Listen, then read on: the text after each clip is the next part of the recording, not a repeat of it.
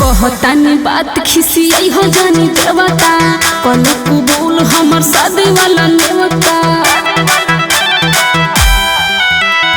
कहतानी बात खिसियाई हो जानी देवता कल कबूल हमर शादी वाला नेवता। जानी कहीं हाँ ना हमसे बतैलू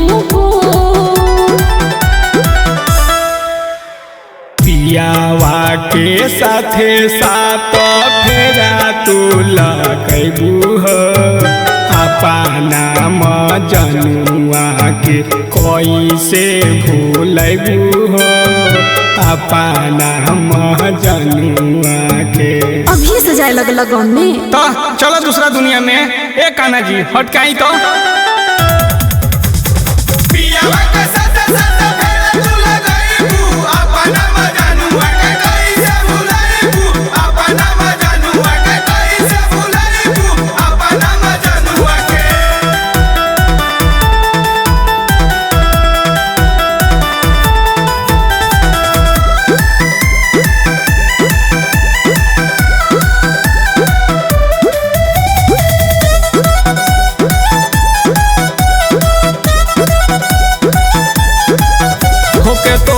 अलग जिया डहके हो याद जब जब आवे मन सना के हो।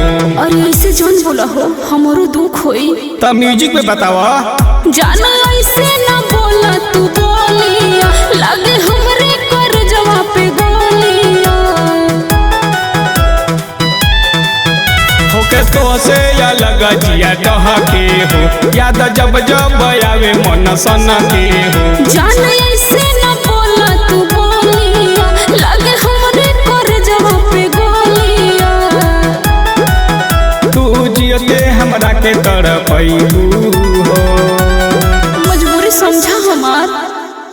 बचपन के प्यार यार कैसे बिसरैबू हो अपना ला भरावा के कैसे भूलैबू हो अपना ला भरावा के।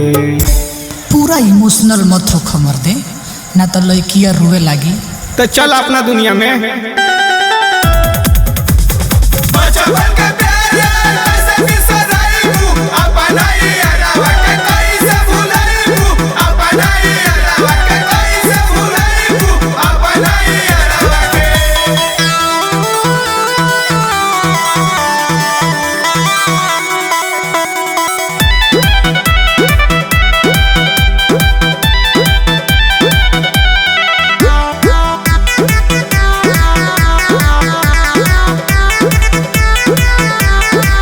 रसीला मुरली से करबू कनेक्शन हो देबू राजू मधुपुरी के टेंशन हो।